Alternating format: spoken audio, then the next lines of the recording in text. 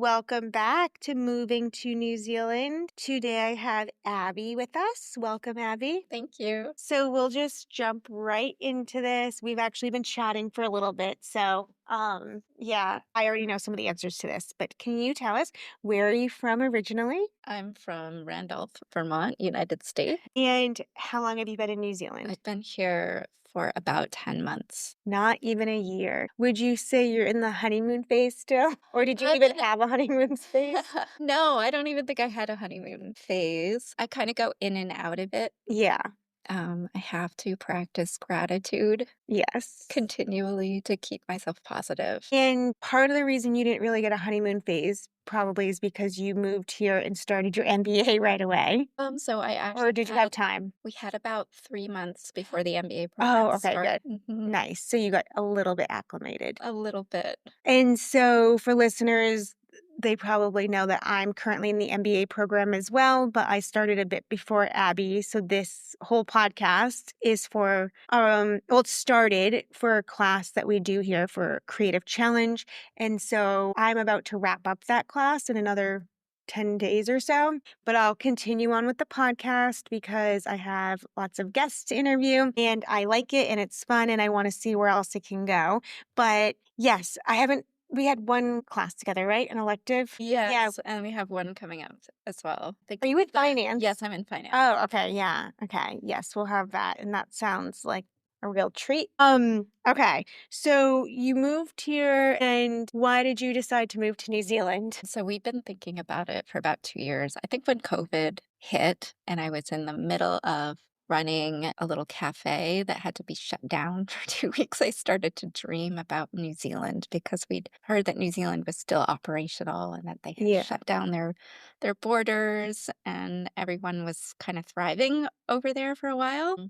So I started thinking about it. And 2 years later, I sold my business, and then we had just a lot to kind of get rid of before we could come here. So it took like 2 to 4 years for Okay. us to actually make the big move. Yeah. But as far as why, I think we were just feeling a little bit bored. Like Yeah. our Yeah. day-to-day lives were kind of the same in and out. We were working 3 jobs just to make ends meet and Yeah. whatnot. Things were getting more expensive. Our Hmm. taxes were set to go up really, really high. And we couldn't think of another state we wanted to live in the United Yeah. States. So we thought, well, why not have an adventure? And so you came in through the education pathway. So I came in through an NZETA. We didn't know what we were going to do. We had no clear plan when we Wait, a arrived. visitor's We visa? came No, not even on a visitor's visa. We were on a What is it? NZ? NZETA is like the 30-day stay Oh, program. oh, that's what it Or is? no, 3 months. Oh, It was 3 months. And so then, like a month into that, we applied for the visitor's visa because we thought, well, maybe Brian can find a job. The job hunt went nowhere no. Yeah. because the economy was so bad during that Mm, time. So we had a backup plan. yeah. Thankfully, I wrote that on my visitor's visa. Okay. I was looking at UC Oh. as a potential pathway. Yeah. we Why, out of all the things to go to school for, why did you choose the MBA? So I had run a few businesses Yeah. back home, and I love being an entrepreneur Yeah. on a very small scale. So I thought Mhm. MBA program could really fill in a lot of the Gaps. holes Yeah. I had. I think that's my answer as well. Mm. After owning a small business in New Hampshire, I had worked in corporate America Right. in law. And so I was like, oh, there were a lot of skills I wish I had, more marketing, finance, strategy. Now we have AI tools for everything. And so, yeah, it was a lot more of just current software and kind of thinking. And so I was like, I really wish I had those hard skills. But then so much of this MBA program has been like leadership. I'm already good at that. I don't know if the teachers agree, but and it's a lot more soft, not soft skills, but I really need these hard skills of money, finance, the markets, I don't know, just a lot more of that. So I'm hoping this finance Same class here. we're starting this week will really be something that I've been looking for. also will be a challenge. And even the data and strategy class, though, that data is a challenge for me. So that was, I learned some new skills.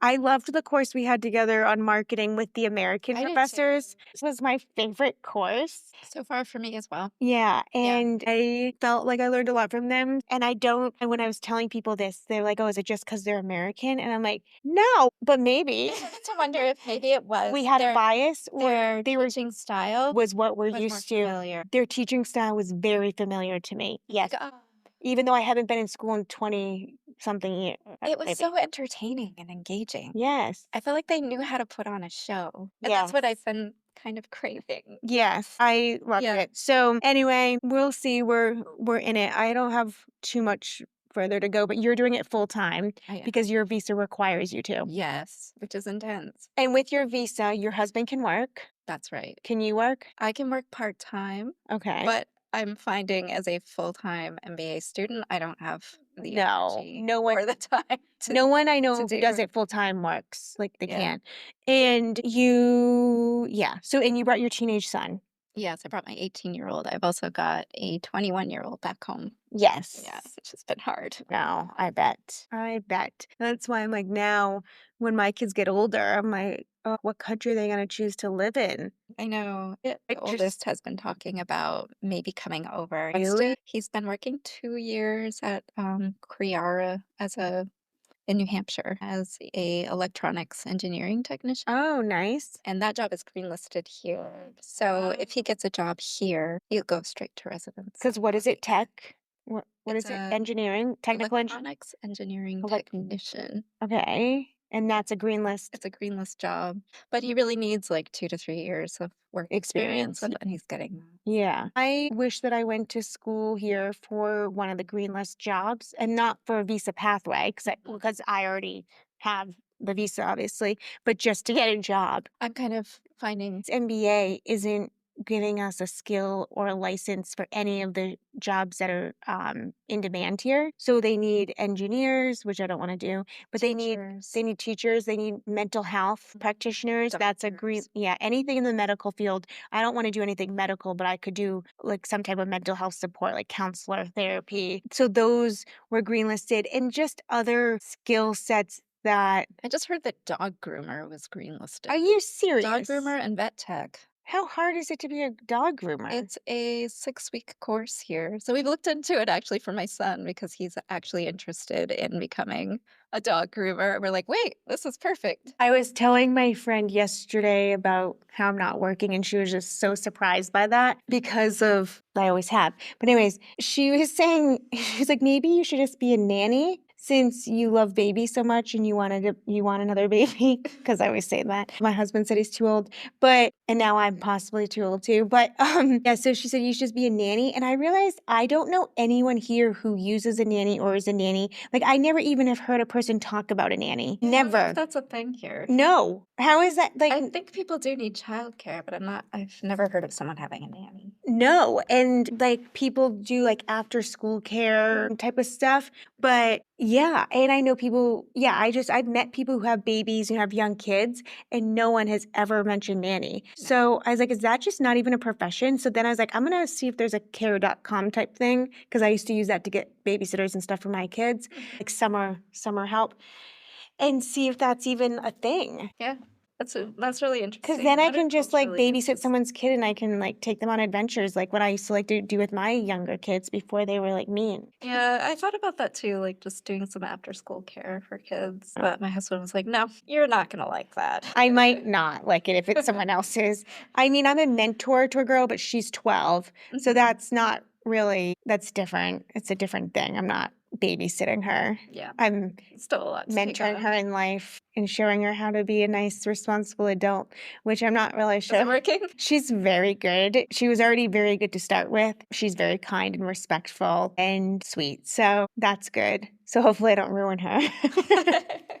I don't think you will. Well, last week when I drove her home by myself, she was at my house with my family and we were making Dubai chocolate for the second time because she wanted to do that. And one of my own children was just wearing me down about something. And so then on the way home, I said, when we hang out, I like it to just be you and me, not with my whole family, because then you see the bad side of me. Like, you see me get short with my daughter or, seeing me interact with my family when I'm trying to, like, be with you one-on-one, and then when my dog, my husband, my 2 kids are there and I'm addressing everything at once, I said I get overstimulated, and then you see that I'm not just nice and cool all the time. I think it's important for her to see what's real, though. I said, "Do you Right? still wanna come back to my house with everyone there?" And she said, "Yes." So, I guess it's not too bad. Yeah, Unless it's a she's just, normal like family. unless she just wants to see, like, a hot mess. I don't know. Yeah. But she also suckers me into making things like Dubai chocolate and doing other things. With the pistachios? Yeah. Yeah, Oh, like it's a very expensive I was treat to gonna make. say, I've Mhm. seen tiny, tiny bars here for sale for, like, $9. Really? Yeah, at the Asian Mart in Ralston. Okay. Shop. We've made these huge ones. I have found a way to get the pistachio paste a lot cheaper, but yeah, it's a labor of expensive love. So dog groomers are in need. So if any of our listeners have that up their sleeve as a Or vet techs. vet techs, Mhm. yeah, one of the people I interviewed recently, her husband was a vet, so Mhm. veterinarians, and then she was a psychologist. So both of those Great are combination. green lists. Yep. And then they both had jobs when they got here, so it's pretty smooth sailing. And what else is on the green list that's interesting? What's interesting for us is the teaching, so particularly math, Oh, math and science at the high school level. So my husband right now is in the process of getting his, I think it's called an IQA, okay. Is so that the what the education license called? requirements. Okay. So he's paid his $600 and they're evaluating his credentials and possibly will be straight to residence after he gets that because he's got the job. Oh, he They does? definitely Out of high want him. school? Yeah, he's Good. been working as a teacher's aide. Oh, he has, but he was already a teacher back home. He was for 25 years. Oh my gosh. And we thought we wouldn't qualify for teaching in New Zealand because he didn't have a teacher certificate. But Mhm. there's, I guess, such a need here for math teachers and science teachers in particular Yes. that they may make an exception for him. But you're Fingers waiting to crossed. hear. He's working at a school now as an aide, so they have a taste of what his skill set is. So it's not yeah, it's not like it's just a guy on a paper. He's actually here showing that he knows stuff.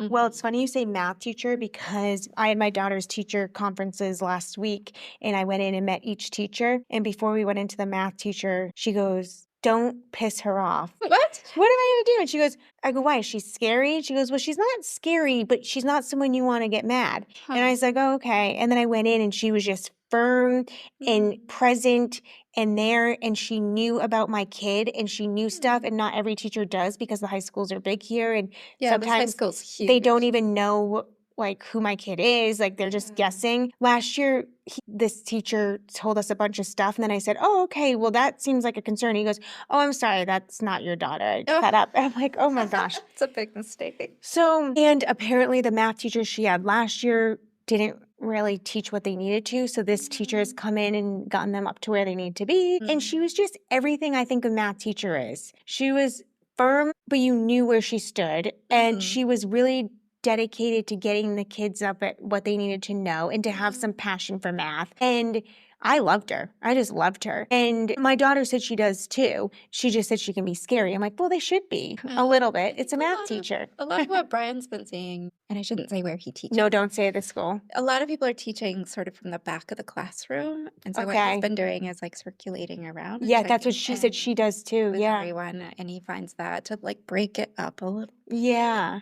rather than give a big lecture in the beginning and have And everyone just then work on their own. yeah. It's So she also tricky. said like she separated her from her friend because they were Mm. doing too much work together. And Mm. she said it's great to collab with your friends after you figured it out, after you've done the work, Yeah, and sure. then say, "Hey, did you get this?" or how did you come up with this?" But to do it on your own first. And she said she was afraid they were working together too much that maybe the other one wasn't doing the work. So I was like, good, that is classroom management. And that is a skill not every teacher has. I mean, classroom management is a big part of teaching, and I have absolutely no experience in teaching, but just Without from even my noticing. like understanding of being in being basically being a student myself, and then observing and volunteering and stuff like that.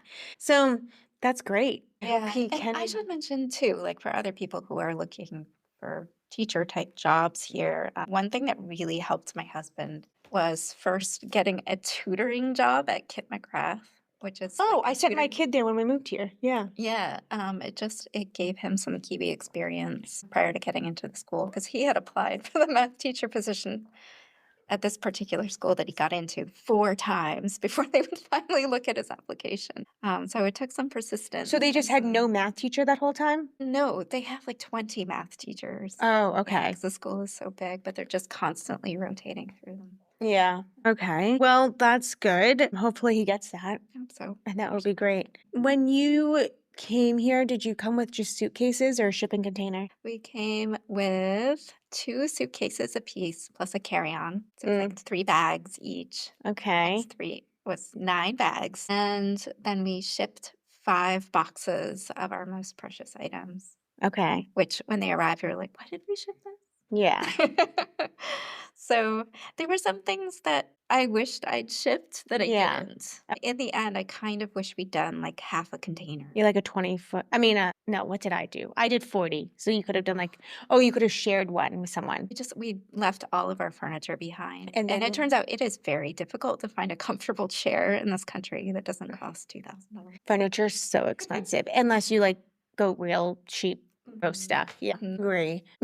This is so ridiculous because I never have even bought anything from Wayfair, I don't think. Is that the Yeah. name of the company in I America? have, yes, Okay. Wayfair. I might have bought a rug from them before, but now when I have other friends in America like buying stuff and they're like, oh, I got it at Wayfair, I'm like, New Zealand needs a Wayfair. It really does. Or something, yeah, something. Like we just Even a TJ Maxx would be even amazing. oh my God, yeah, even a Home Goods, just to get a few end tables, a couple lamps I that know. aren't from Kmart. I agree. So it's really hard to furnish. So we furnished our Akaroa house basically. Well, the couches were from our house in America. So like those were old couches that we shipped here, but our shipping container took 4 months. So we bought Mhm. couches on Trade Me, which is like, what's Trade Me? eBay-ish? Yeah, it's How on would you? eBay. Yeah, You but bid on locally, we things. didn't ship couches. So we bought those when we arrived, and then we had to buy beds here. Yeah, so like Akaro was like a few things that we had in our garage stored from our container, but Mhm. the rest is all from an auction house that my husband buys things from. Nice. And what do you think of those things? You're making a face. He has some wins and he has some not so much Yeah. wins. Are you finding like a He lot of really likes people a bargain. people hold on to things, I think, a little bit longer than they ought to? Like when we were looking through Facebook for things, we just couldn't believe the price that people put on some items that just Oh, look like yeah. they probably ought to go in the trash. Yeah, there should be a freebie on the side of the road. Do people do free piles here? I was wondering about I that. see them sometimes. Okay. Yeah, but it's not what I need. We were really done with a lot of our furniture, at least I thought. Like our beds needed to be replaced. And we'd had 2 kids and a dog and a cat. So Yeah. we're like, it's okay if we part with everything. But then when we got here, we're like, oh, there was that nice bench. There was that Yeah. nice artwork. We probably should have brought that with And us. like I had an old antique secretary desk thing that I gave away. Yeah, And dressers. yeah, Really hard to find here. yeah. So anyway, I tell people to bring your furniture. Yeah, I think I agree now. Yeah. I have some. And you can share a container. You don't have to buy a whole one. They had like a cube deal too with the place that we Oh, went you to. did? It was like a little bit smaller, and I think that would have done us. Yeah. It was only going to be like $1,000. Oh, I think we ended up paying like 800 for the 5 for the boxes? so Yeah. cube would have been better. What is like the biggest surprise of living here that you wish someone told you before? Well, first of all, you didn't mention you moving here. You listened to a podcast. Yeah, I got a lot of my information out of It's a Drama Mhm. podcast with Liz and Brian. And so that's a couple, and I need to listen to it, but it's a couple that moved here about 10 years ago from the UK. Yeah. And so when I was doing market research, whether there was an actual need for my podcast moving to New Zealand, like for Americans, I decided there was a need because they came from the UK. And did they come with children? They did. Okay, yeah. But they weren't Americans. I guess that was the difference. And it's a husband-wife combo. And it's a real British perspective, I Yeah. would say. So I was bringing the American perspective. And I did afterwards find another podcast by this American that moved here, but she's not currently living here. So she moved her whole family here, and she offers like courses on how to move to New Zealand and definitely To the like, Americans. yeah, Yeah. she has a whole business, like sells guides and helps people and does a bunch of that stuff. I think like this was still a different perspective Mhm. because it's more about having people on that sell something, like the immigration advisors Yeah. and this I am actually going to have on somebody very soon who offers a service in Wellington to people when they move to Wellington. She helps them get situated and welcomed. And That's I'm really not cool. sure exactly what the service looks like, which is why I invited her on to talk about it and she can promote it because I'm not a gatekeeper. Like all the power to all the women and men Mhm. who start a business and they're trying to do that kind of thing. Absolutely. So I'm just curious about what she offers and could have some valuable information for listeners. I like giving people a place to tell their authentic Yeah, stories. I feel like we could have used a little bit of advice when we first got to Christchurch. You think you could have used a Christchurch advisor? I think so because we landed in kind of a rough neighborhood and we were Oh, stuck there for the first month because we rented an Airbnb and paid it all up front. And we were like 2 blocks from the Eastgate Mall. And it was a bit oh, rough at night.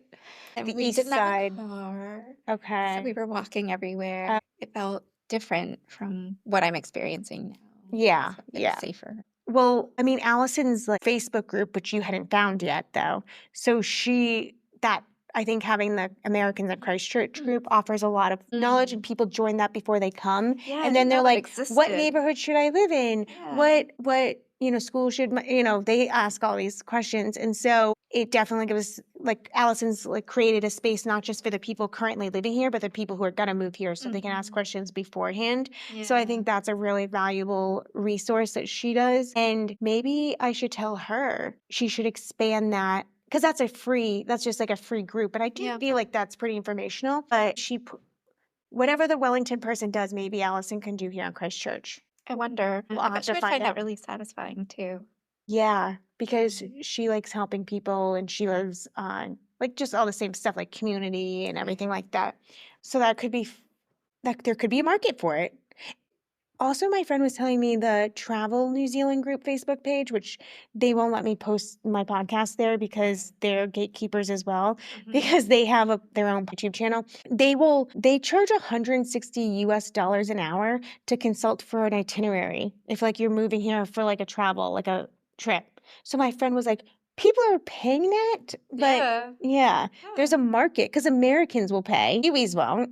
Well, I know they make you come up with an itinerary for your visa. Like you got to tell them what for your visitor's visa. You have to tell them exactly what you're going to be doing. I mean, I don't know if they're going to follow you around and say, "Oh, are you in Are Akaroa you today?" joking? Yeah, I'm not joking. Oh, It's a bit much. just for visitor's visa, like just a holiday, like coming Yeah, here for so having vacation. someone take care of that for you would actually be kind of nice.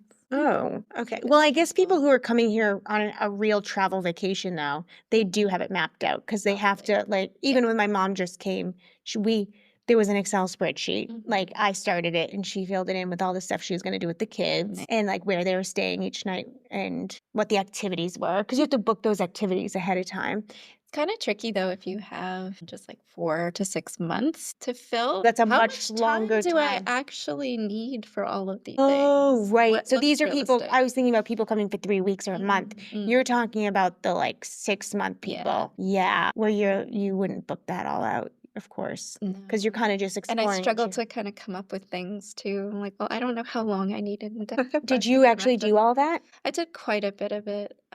No, but did I've you travel down I did. around the whole South Island? No, we Did you only guys made have a it. car? We did. Okay, so at So, that like point, you had a a car. month in, we bought a car. We realized that was gonna be better for us. Oh, We got so like the cheapest car in the lot. were you thinking that you were gonna need a car here? We didn't know. So in our fantasy worlds, we thought, okay, You thought maybe we could just take public transportation. oh, public transportation is only in the city though, really, does it? It doesn't really go Yeah. Yeah. well, I guess you could get out to the suburbs, but I meant, is there public transportation to get you to Denise? There's a Oh, bus.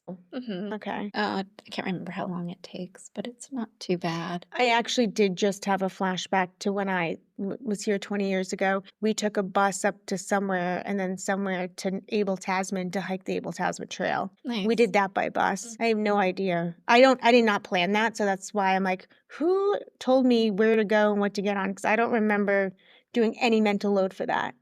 Figuring out That that sounds wonderful. I don't even remember getting on a bus when I was here. I think that it probably overwhelmed me. Yeah. I do actually remember getting on buses with people, but never by myself. So it must have been like if I was with a group, I'd be like, oh, coming along. But I got Andrew's car. I came here July 4th. I started dating him pretty much a week later. And I think he let me start using his car like in August, Yeah. an old car that Yeah. was like a 1983. And I had to like use a choke to start it and check the fluids every time I started it. Mhm. And it was a standard. But anyway, it was very old. But I drove that around. And before that, I just walked everywhere. Yeah, I wasn't too thrilled about driving in Christchurch Yeah. because, well, where The I'm other side of from, the road. it's Yeah. very, very rural, and there's like one road in and one road out, so you never can get lost. And here I just felt like, oh, I'm gonna get so How do you lost. feel about Yeah. driving in Christchurch I'm now? doing okay now. I Yeah. had like one very panicky drive, the first drive by myself I think the first drive was into Prebbleton, and I was like, oh. Well, there's a lot of traffic circles, There's and traffic I don't circles, you don't know know which where the direction to hell move. I'm supposed to be on it. And like when I'm Yeah. like, and I mean, sometimes if I'm going through the traffic circle and I'm just going straight through, so I Yeah. pretend like I'm staying on the same road, I'm just going straight through. Right. They do, and I don't use a blinker. They don't like I that. get flipped off all the time. Yeah. Oh, like people are just so angry about that. I'm like, I'm going straight. If I'm gonna turn your way, I would have put on an indicator. But I'm like, what? There's a Yeah. lot of like impatience in cars, but I that's get the beat only that. place where I experience it here. There's a lot of different countries on those roads. Maybe that's what it is. I don't, that's what I think it is. There's people coming from a lot of different driving backgrounds. And then, when the light's green for you to go at an intersection, but it's not really green, you have 'Cause to, there's a red arrow. not even the arrow, but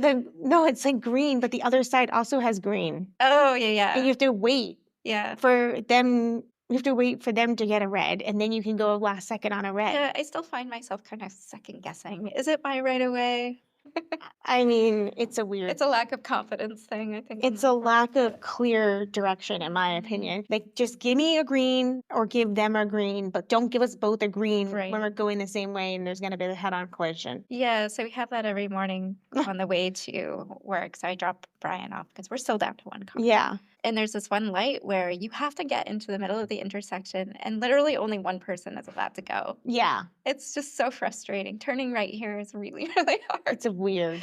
Yeah. Wait, so speaking of cars and driving, you had a really positive experience today with a mechanic. Oh my God. She's like, this was such a great Kiwi experience. And I'm like, It really I was. have dealt with some mechanics and didn't experience this, but let's give nice credit to nice Kiwis where deserved. Yeah, so I was not expecting this at all. So we've had a flat tire for a couple of weeks, and my husband didn't want to fix it. He's Well, like, they're so- gonna talk us into buying new tires. So not a completely flat tire, just no, it a just kept soft losing tire. air And you because just kept putting I air hit in a it? curb. Yeah, we Okay. just kept putting air into Yeah. it. To the city with like potentially getting a flat tire. So this motivated me today to go to the mechanic. So I looked online, I found one mechanic that was open today, Yeah. and he was kind of in the middle of nowhere. I'm like, oh, I'm gonna go on Hoskins Road, I guess. And I get there, and there's this smiling young Indian man all alone Yeah. in this little shop with like one garage and a few tires. And he said, "Can I take a look at it? We're just gonna take a walk." So we took a walk back, and my A husband. walk. Yeah, we took a walk around. Oh, well, he was looking. Okay, and we're like, I didn't know how long it was gonna take. Yeah. I'm fully prepared to be charged for new tires. And Brian said, "Well, how long do you or how much do you think he's gonna charge us for this? $100?" I'm like, "Yeah, at least," Yeah. because that's what we're used to. I'm not joking. Okay, you finish and then I'll tell you. So yeah, we got back and he said it was a really easy fix. I repaired the bead around the rim, and I don't want to charge you for this. And I'm like, you have to. You have to. This is your time. And it was really kind of you. And Brian was insisting. And he's like, okay, $5. And so we paid him $5. Was it cash or card? It was card payment. Yeah, just like the most wonderful person. And we're definitely going to be back. So he's an all-around mechanic, not just tires? I think it was mostly tire. I said battery, something else. So my local mechanic had my car. I don't know if it was just for inspection, which they call warrant or fitness. He had it. And like I like pulled out, like the next, like I pulled out and like 5 minutes later I had a flat tire. So I went and there was like something in it. So I went back and it said, I just left here. You've had the car all day and I have a flat tire. And they charged me. What? I'm not joking. Yeah. So That's more like the States, I would say. Like more of like my experience I in had a Vermont. mechanic. I think it's just like it's a relationship you build. So I had one that would like let me take his personal car home if he wasn't finished and stuff like that. Yeah. I also had his car when I had a kimchi class and I made kimchi and then the whole bottle spilt on his like very old leather porous Oh, that's a seats. stinky smell. Out of all, Oh. he said, "Don't let your kids drink milk in my car." That's when he let me borrow it, and I was like, "Oh, my kids don't drink milk. Don't worry." And then instead, it was kimchi, and like I tried and tried before the next day I returned it, and like I brought it back, and he was like, "Are you?" Like of all, yeah, he wasn't a kimchi eater, so he's not really into that. No, I mean, it I was love so kimchi, but that's a mortifying. strong smell. It was so What embarrassing. did he do? Did he charge you for it? Burned it? No, I don't know. It was like I don't know, and he had let the seats were like the original seats, he, like, had put them in himself. Oh, no. I don't remember. I think I gave him Did you go back there? yeah, I went back. I wouldn't have gone back. I mean, no, he was like a neighbor. Like, his So business no was, like, avoiding next him. to my business. Oh, okay. So, like, he would come into my shop and, like Yeah. yeah, no, I couldn't avoid him. We were, like, at the same street. That's cute. Maybe I must have done something out of guilt, but I can't remember what, but he liked no, he liked, those tea tree toothpicks. Yeah, Do you know what I'm talking I about? do. Yeah, I think I gave Your and I story. sold them, so I gave him, like, a case of those maybe. Yeah, I'm considering bringing this guy some baked goods. Yeah, I think you keep Let's keep this you going. keep the relationship going for sure. Yeah. When I moved here, the other mechanic I'd been going to at that time, and that was just a tire place too. My husband booked it in for tires, and then like we loved them so much, we like went back for other things. So same kind of thing. And the last thing he was doing on my car, we. I was like, well, I'm moving to New Zealand next week, and I brought him like cookies and stuff from a local bakery, and then we got a selfie together, and it comes up in my memory sometimes, Oh. and I, like, look like a hot mess that's just about to leave the country, like, you can tell I've been running around, and I'm handing him gifts, and he was just so like, got in the car and cried because it's, like, those little things that you take for granted, these relate like, your local barista who knows your name and your coffee order, your mechanic who knows your car and knows your kids and, like, sees you walk in and knows it's you, your local, like, restaurants you go to with your girlfriends and stuff, or just I mean, your hairdresser, all of the things that makes a community, your post office. I mean, like, I knew the name of my gym, everything. And so I had a post office man named Jim too. oh, I meant the gym. The post office. Post office I guy, can think of the post Jim. office in Plymouth, which is where my store was. Yeah. That was Martha. Oh. And I saw she just retired recently, and I just had a whole like brain download of all my memories with her. Like it was in a university town, and I remember these university students coming in, and they didn't know how to address a freaking envelope to mail an envelope. And she was like, but she didn't have patience. Oh, hell no. This lady, she liked you if she liked you, but if she didn't like you, That's the biggest difference for me here. yeah. Everyone has that extreme level of patience. Really? Yes. Is it just me? Maybe because you're like out in the burbs, I don't know. I'm finding it everywhere. that everyone's so patient with They're you. just taking so much time with me. Do you think maybe they think you need it? I don't know. Wait, do I seem like I No, need it? but you are like a really sweet energy. Mm. And I probably like roll in a place like two tires squealing. Like I probably just don't bring in that. I Sorry, have a feel like hairdresser that. now. I have a barista. I have a lot of those things in place now. I mean, but that doesn't just show up overnight. Like those things take time. No. And like some of my struggle when I first moved here, like we got here and then went into lockdown 5 days later, and then I had to go through COVID stuff. So there was some battles for me, but no, now I have a lot more of those relationships in place. But I can't think of a time I'm like, wow, this person was really patient with me. Really? Well, some of Wow. our MBA colleagues actually. Yes.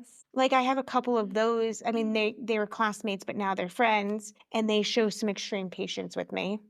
I just feel like it's my everyday interactions. And you didn't have that in Vermont? No. Because you think of Vermont as being like super chill hippies. Vermonters are grumpy. And I think it's because we don't see the light very. Do you get less light than New Hampshire? No, but I don't know what the difference is. It Do you could have guys been have where I lakes? was, not in Randolph. Randolph Yeah. is pretty landlocked. There Oh, are some yeah. really wonderful people there, but Yeah. I would say not patient. Yeah. Like just a little gruff. Yeah. People are, yeah, Rough. gruff. Yeah.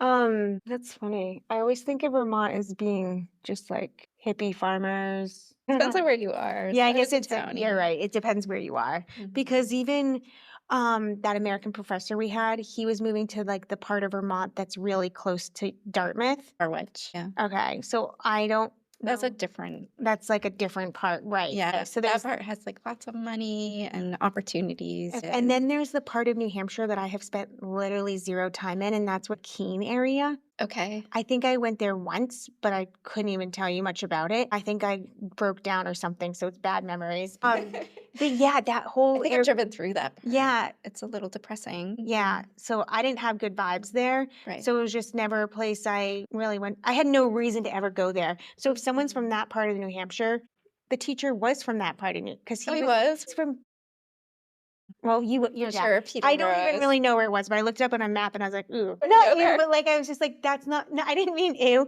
but like Ew. it wasn't a part of New Hampshire I'm familiar with, and I'm familiar with almost the whole state at some level. Like I've Okay. lived there my whole life, Yeah. except for the years in Boston. But Right. you know, it's a small state. I would have something to say about most places there, and it was just an area that I'm like, I don't know. Yeah. I just don't know. So yeah, anyway, it's in because even living in Christchurch, right? Like my perspective of the part I live in is going to be different from the part you live in. I think I'm from kind of the tough part. Not Randolph isn't particularly tough. I'm from Barrie. Barrie has its own, like people say scary Barrie. I've experienced a lot growing Okay. up there. It was a lot of disenfranchised Okay. people and not really what you think of when you think of Vermont, like very the conservative, Yeah. lots of churches. I mean, and that's not bad. But yeah, it was a tough high school yeah, to go to. I spent a lot of time just kind of hiding. yeah, okay, Lots of drugs and yeah. Speaking of drugs, my brother-in-law's a cop in New Hampshire, and he thinks New Zealand's going to be getting hit with drugs really soon. Like a lot of like stuff what? has been sneaking, like stuff to make meth has been sneaking in, Oh, whatever those I materials didn't know are. that. Yeah.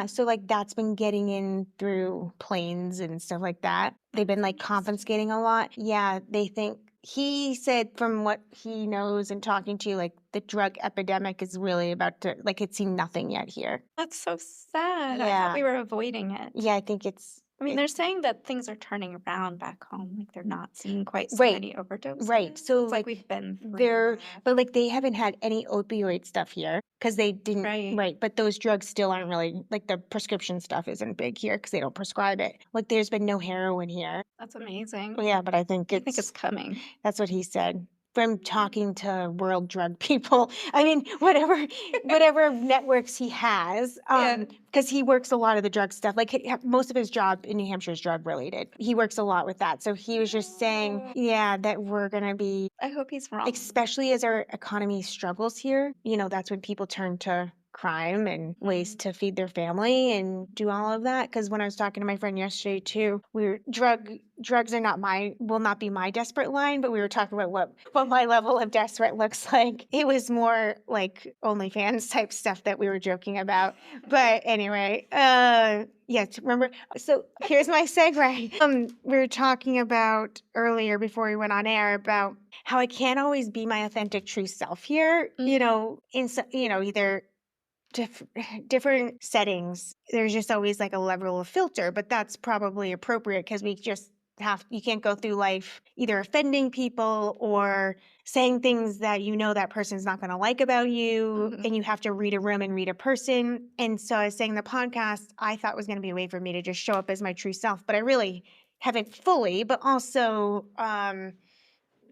there may be reasons for that, but I had a 2-hour phone call with a friend yesterday back home, and it was just 2 hours of unfiltered, unhinged, like say anything that could come to my mind, I could say. And that's just so liberating. And I've always had friends that could be that role, but I've also always had friends that I knew things I couldn't say, or I had to keep parts of me to myself. Like I've always had both. So I've had the friends that serve a purpose of let's go hike this mountain and do this together. And like all this part of me is just hidden under the surface. But then I've also always had friends that I could literally be like, I committed this crime, come pick me up or something. Like I didn't commit a crime, but I could tell like any of my deep thoughts too or anything. Yeah. So when I got off that phone call, it was just like I had a lot of failure yesterday and the day before. Well, like this week. This whole week had a lot of failure and a lot of yuck. And so it was just so nice that like just gave me some lift in my day. I feel like a lot of failure is just a part of like adapting to a new culture. I feel like that's You just think part of the it. failure is part of living here? I think Or so. anywhere, if we I mean, moved I feel like anywhere, just anywhere, it could be yeah, anywhere. yeah, I think you're gonna come up against all of those little dark spaces. yeah. And that's something that I wasn't truly prepared But for. there's so many immigrants here, like so many, just look in our MBA program. So I sit here, I'm like, well, I moved here from another country and it's so hard. But then everyone around me has. If I was living like, okay, I got this voice memo from an old client of mine, and actually he listens to the podcast, so he's gonna hear me talking about this. I got a voice memo from him this morning, right? Like literally 2 minutes after I messaged one of our MBA colleagues about some feelings of failure.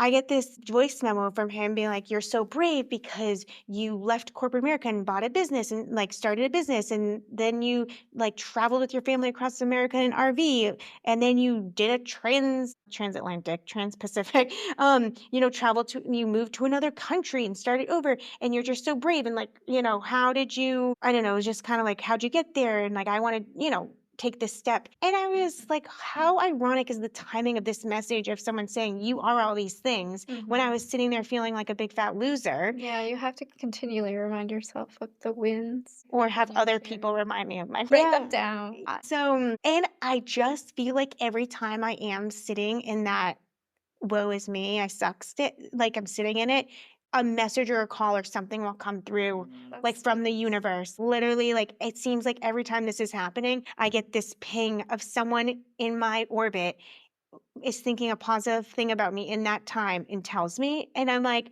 that is the universe. I get little messages of beauty. Yeah. So things that I appreciate. So the other day I was feeling really down in the dumps. Yeah. I wanted to quit the NBA. Okay. Yeah. Not really, but I felt that way. And I said to myself, if I go for a walk, I'm going to get a sign. I know like Yes. something positive will happen. And I went to my favorite little duck space Yeah. and 8 little baby ducklings had just hatched. In the fall or autumn? It's so strange, and they all came up to me, and the mom duck, I think, knows me because I've Yeah. been feeding them, Oh. and so they all just kinda came around my feet like they knew me. And that was I your knew that was sign. my sign, Yeah. like, "You're on Wait, the well, right that was path, your Abby." reason not to quit? That's my reason not to quit. I know it sounds so But you disconnected. can't quit though, because I that's your cannot visa. so far, unless Brian gets Okay. unless Brian gets Oh, his job. he better get the I don't job. think I would quit. I would just probably do less of it I only and have find 2 a part-time classes job. left and I wanna quit. Actually, I think it's just really hard. I don't wanna do the consulting project because I don't have a passion project yet. Like, and it has to be something that either a passion, like a nonprofit and like some organization I have deep caring about, or it has to be something that really interests me, or I'm not gonna wanna do it. And you don't Do you know have what that I yet. did my thesis on in college? No. Frigging asbestos litigation. Really? I mean, how dumb Wow. yeah, I'm like, That's intense. how did I spend 6 months doing something so stupid? I don't know. So, yeah, no, I'm not doing Yeah, I don't know if anything. you're like me, but I feel like I'm at the age now where I don't want to spend time doing things I don't care about. Well, no, exactly. And I think that's why I'm struggling a little bit. Yeah. Because when I was like 25, anything was interesting. I was excited about everything. Yeah. And now I'm just like, I like what I like. Yeah, I I'm know. not easily influenced. Yeah, I'm just struggling, you and I talked about this before, of like figuring out what they want from us like, for the assessments of our learning. And maybe we're just too American to understand. That's For definitely me, part of I it. also don't follow directions very well. I'm like, well, I'm just going to take that on my own path. I'm just going to use my own Mhm. creative outlet for this. So that's part of my problem. I was a rule follower the first time around, all through middle school, all through high school, all through university. Rule, like I did what I was told, but I'm like, isn't this the time that we're supposed to be like exploring and like being creative and pushing boundaries and stuff like, oh, I don't know. So if I'm going to choose to be that kind of student, Yeah. I have to accept the consequences, Mm. which are not the best grades. I think you're doing great. My husband said I can't quit because we've paid all this money. And he said I'm not allowed to move back to America until I finish it. So you have a goal. Yeah, that's my goal. You really wanna move back? Well, because of other reasons, like family, Mhm. friends, and the lack of opportunity here. Like some people move here and they're ready to slow down and Yeah. live this slow life. I am not. I'm still ramping up. Like I've got a lot of years left in me to build career and build something of myself and provide for my kids in a way that I want to provide. I don't want to provide the bare minimums. I want to provide, I like traveling with them and I like seeing the world, not just Christchurch and New Zealand, but the world. And if I can't find a job, a real job here, I can't provide them the things that I want, you know? So maybe living here is providing you with some clarity on what you actually Yeah, need. like for example, we've skied here a lot in the past, but like if I'm not working, I can't buy our passes. You know, that's the end of it. So Mhm. we're going into a ski season and we're a ski family and it's very possible that we might not ski this year. And that's our identity. That's my identity. And so not having the means to do that is depressing. Mm. Like, yeah, so that just was never, well, in America I've we gotten some really good training for being here some and not having training. a lot of money because we're indoor people. I make my own fun. And I'm not an indoor person at all. I mean, we're becoming more outdoor people, so we've Yeah. really taken advantage of all the free Yeah. tracks. I have to say the city does offer a lot of free amenities that are Mhm. incredible, and I do find gratitude in those, like, not just Hagley Park. I mean, every time I'm in it, I'm like, "Just how lucky are we to have Yeah. this?" And I wish I had small children because that little, like, frog pond, I don't know if they call it that, but, the little playground, like, like, the Margaret Mayhew playground, I when know, we I so first wanna moved play when we there. were first here, we were there all the time in the little scooter park next to it, but now my kids are older than that. Yeah. So if I was here with young children, it would be like, because I was a busy mom I liked being out and about with my kids. Same. So I would be all these like the library here, like the city library, the kids section of that. So that's why I will find happiness if I have a baby here. Because to get to live with a small child in this city would be so magical. I agree with you. I have a Yeah. lot of regret sometimes when Not I'm having here another that child. I no. Oh. I'm done with that, but I wish that I'd come here earlier. With your kids. Yeah, I Yeah. think they would. So they're both kinda anxious. You think Moving they from Vermont to that to them. um I think if they'd grown up here, they would have been a little more free. I feel like parents here too are a little bit nicer and not so concerned about what other parents think. yeah. So I don't see a lot of like public shaming, which I saw a lot of where I was. Oh yeah, no one's like shaming parenting here. But we have so No. many cultures you can't. Like I mean, some kids get disciplined in a way that we definitely don't discipline. Right. Or like my daughter might tell me like, "Oh, so and so," and like, but there's cultural stuff, and then a lot of different religions as well. So like, Mhm. I mean, my kids have friends that have to do like certain fasting, and Mhm. a lot of. I don't know. They're just exposed to such different home lives, like Sure. different, and none of it is wrong or right. Right. Everyone's just doing their own different. So I think Mhm. the differences are accepted a lot more. Yeah. Yeah. I just feel like people are more relaxed with their kids too. Yeah, well, they're not as afraid. My kid had a lockdown yesterday at school. Was it an earthquake lockdown? Like, what is No, the she came out and said it's because of the mosque shooting wow, that okay. happened, I can't remember what year, 10 years ago? 10 It was years. after the earthquake, but so it is something from the mosque shooting. So it is a shooting lockdown type Okay. of situation or act of violence or something. But she was talking about it. Like, so back home, so she's older now too, but when she was younger back home, they did a lockdown at the school and they told the young kids that it was in case like a wild animal came into the school, like a bear, which is actually possible there. That's a thing. In New Hampshire and Vermont, we have wild animals. Oh, okay. Well, it's not like here where they don't have bears and lions Yeah, and we've only ever had like shooter lockdowns in Vermont. even though we have a lot of So they bears. might have called it a shooter. Teachers might have, it might, the intention of it might have been shooter, Yeah, but the kids thought it was in case a wild animal came in because they didn't want to scare I see. young I kids see. about shooters because Oh, that's good. we lived in it, they wouldn't have known it. I'm Yeah, talking like they don't know the 6 and difference. 7-year-olds wouldn't have known Right. about that unless a parent chose to tell a kid. My kids would not have known about school shooters when they were 7 years old. Absolutely not.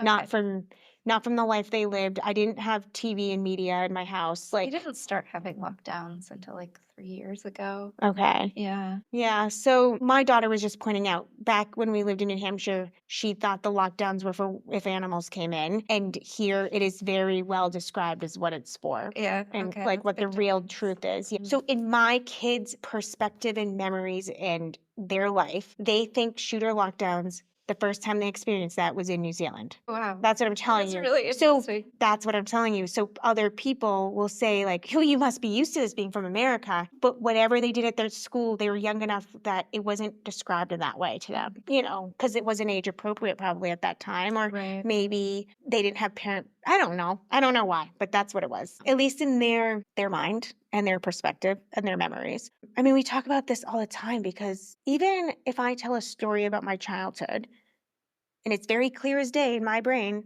And then my mom's like, "That's not what happened. Like, this is how that day went." And it doesn't mean that I'm wrong or she's wrong or that I'm fully right, but two truths can happen at the same time. And like, I was a child and that was my perspective, and she was an adult and a parent and that was her perspective. So, and I think even with this podcast, like, we are both living in Christchurch, right? But Hmm. we are both having different perspectives and experiences. You lived in Vermont and I lived in New Hampshire. Those states are side by side, but we both had these different perspectives and experiences. So imagine if you take me, New Hampshire, and then someone who was in Hawaii or California or, Texas or something. All of us Americans are living these very different lives and perspectives.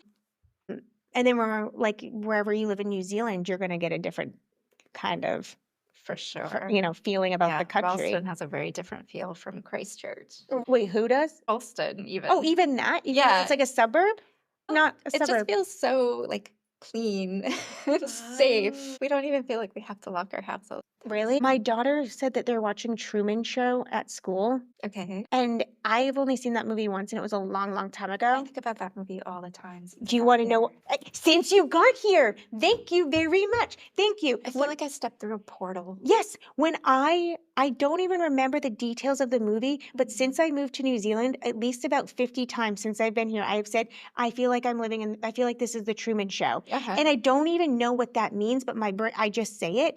And then when Annika's especially when I drive through Wigram Okay. has a movie theater called the Silky Otter, and then they have like Oh, I a love that whole movie they have a theater. housing development and the I've grocery been there. store. Yeah. Okay, you know how they have every single thing right in that's a smart city for sure. Like Okay. in New Zealand, Christchurch had a position at city council for a long time. It's kind of this MBA had a smart city class that we had to Okay. take. It's been removed because there was a big push for Christchurch to be smart city-ish Okay. or whatever, which is like these 15-minute cities where you don't have to. It's all about reducing carbon emission. So if like everything is in within a 15-mile radius, whatever, then you don't have to drive and create a carbon footprint.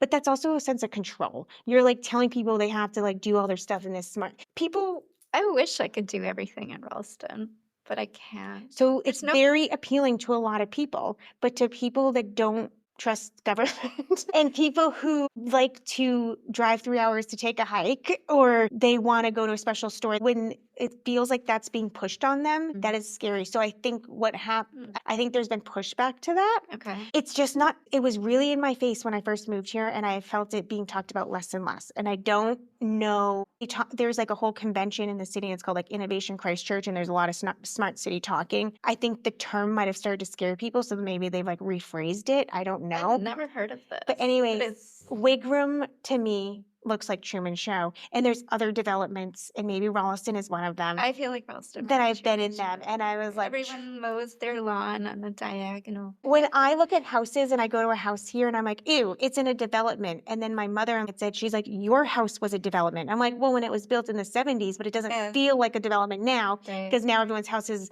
evolved and developed, and there's like no manager of the the developer is probably dead. So yes, everything in the city started as a development, right? They started as these like subdivisions, but then they grow out of it. and so it doesn't feel it. But I don't want to live in one when it's new.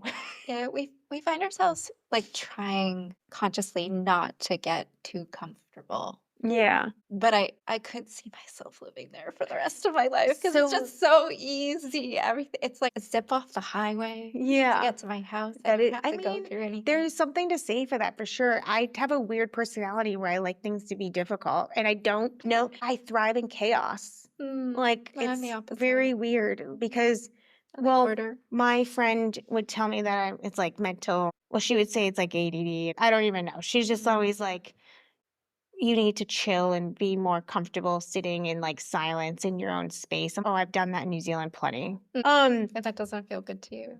Well, I'm okay sitting through uncomfortable feelings and being sad and upset and working through it. Like, I'm very good at that. I feel it. I work through it. I don't push it down in my body. I don't push it out. I let it all out. So I'm fine doing that, but I don't necessarily need, I don't know. I guess maybe it like feels like I'm more accomplished if I'm doing it in chaos, or it's like I'm setting goals and I'm achieving them. Maybe it's more about that.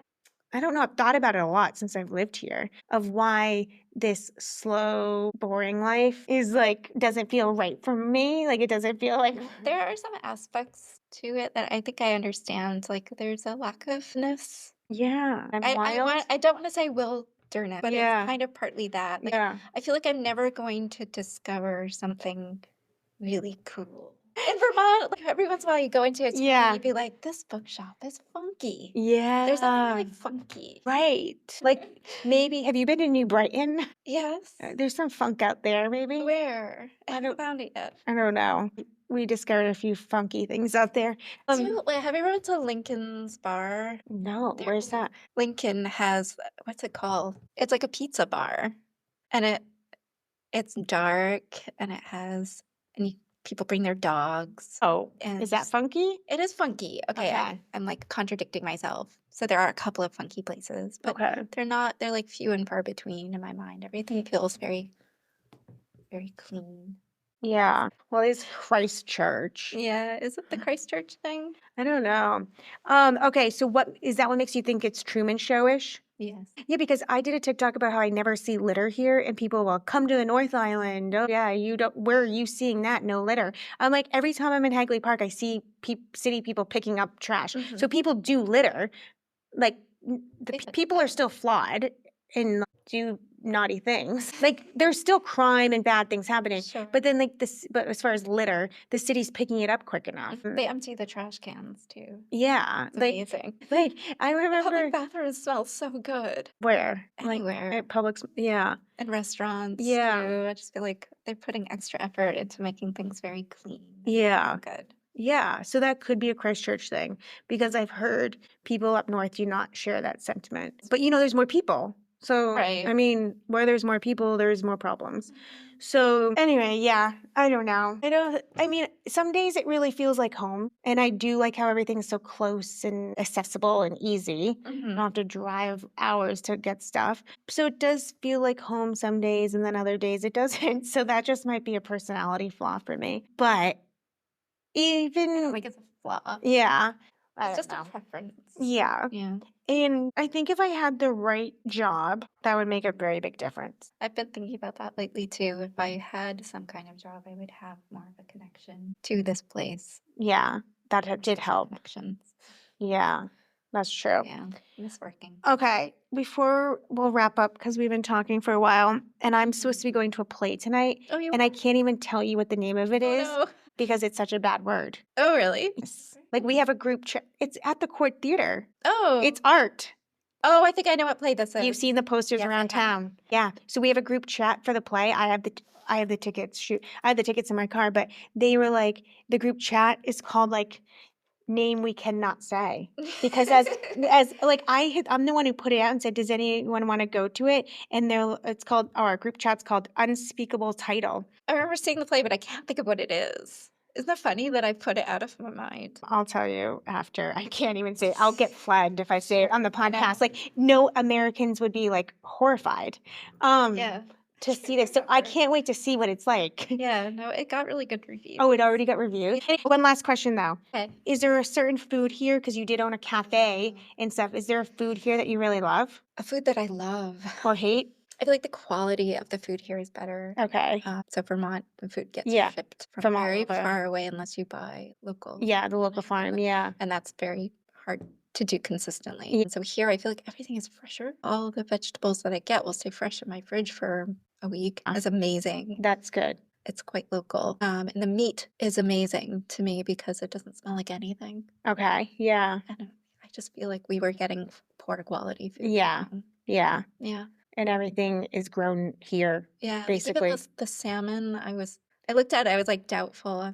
Do I really wanna buy this? Because it's not pink. It hasn't been injected with dyes. And it Well, was the the most lady who works delicious, at the seafood creamy. counter here told me that the salmon here has a lot of hormones, and that's why it has a bad co she said that. So she But it was tasted so good. so I find it to be really rubbery here. Maybe overcooking. It but then sometimes I get really good cuts of it. Well, maybe it I think depends. there's, like, some good place like, good source salmon, and Mm, then others if you get salmon in the sushi here, I think yeah. it's gross. Oh, really? I think it's Yeah. good. Oh, you do? Oh. Um, I think that I've been having some really bad seafood, okay, though, in and a lot Vermont. of the salmon well, you can't get wild caught Atlantic salmon anymore, like, No. it's not allowed anymore, but I grew Mhm. up on it, so you used to be able to, and then my dad goes to Alaska and catches Alaskan salmon and So brings you've it been home, so spoiled. I have been used to really good salmon, Yeah, and here it's all farm raised. right. Like, they don't have there's no wild here allowed either, so, yeah, but there some of them escape and you can get them in the rivers, so Okay. that's, like, the good So maybe stuff. it's just a freshness thing for me. It might be Like, really fresh. yeah. Yeah. It used to be when I opened up salmon in Vermont, it would be gooey and it would just, like, have a smell, Oh, no, no, and you'd eat no. it anyway because you just spent $25 on it. Okay, no, I wasn't having that kind, but I was like a food snob as well. Yeah. But now I've been trying new fish. So I have like a seafood lady, and she like tells me Oh, what came in that day, what's the freshest. And that. so she works at the New World on New Durham Street. It's in the city. It's one of the best stores. But they get new shipments in every day, and I make a lot of raw fish, so I need to Okay. get like the freshest stuff for it. Yeah. Mhm. And then she tells me where I can catch them. She goes fishing every day herself. Really? Yeah. And like she's like, next time your dad's here, let me know. Hey, Yeah. I got a fish friend. I think she's Maori. I think she is. And so she has just a lot of knowledge that she was willing to share, which was so sweet. So that's one of that, like when I go in and see her, I get the goosebumps. Like I get the feel good feeling of just community and shared, Care of you. yeah, good conversation and stuff like that. Okay, everyone. Well, I will let you Nice go talking to you. and we'll see you soon.